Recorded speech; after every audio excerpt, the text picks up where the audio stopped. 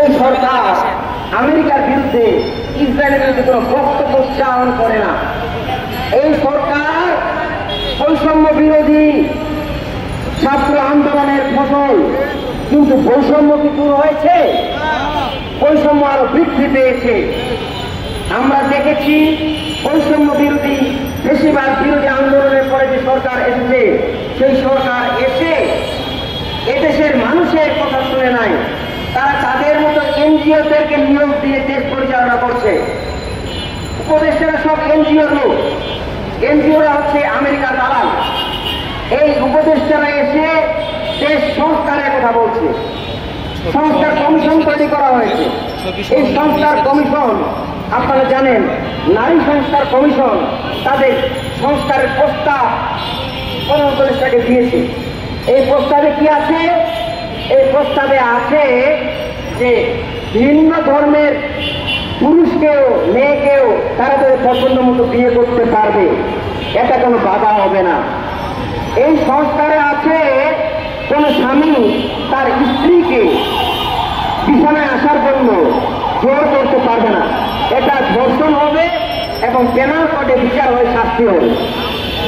আর কোন মহিলা যদি, অর্থাৎ কোন মহিলার কনসেন্ট নিয়ে, সম্মতি নিয়ে যদি তার বন্ধু, বয়ফ্রেন্ড, কলিগ তার সঙ্গে যৌন সম্পর্ক করে, এটা কোনো অপরাধ হবে না। মানে কি? মানে কি? একটা স্বামী যখন স্ত্রীকে বিয়ে করে, তখন তার ভরণ পোষণ খরচের দায়িত্ব নিয়ে তার সঙ্গে শারীরিক সম্পর্ক করার সম্মতি নিয়েই তো বিয়ে করে। বিয়ে মানে কি? শারীরিক সম্পর্ক করতে পারবে না? হ্যাঁ। আর এই পরকীয়া প্রেম করবে, উভয় সম্মতিতে ওই যে মেলামেশা হবে, এটা কোন ধরনের বৈধতা? এইগুলো তাদের নারীবাদী সংস্কার। তারা এইখানে সীমাবদ্ধ থাকে নাই। তারা কোরআন শরীফে আল্লাহ পাক যে আইন দিয়েছেন, উত্তরাধিকারের আইন, সম্পত্তি বন্টনের আইন, এই আইন তারা বাতিল দাবি করেছে।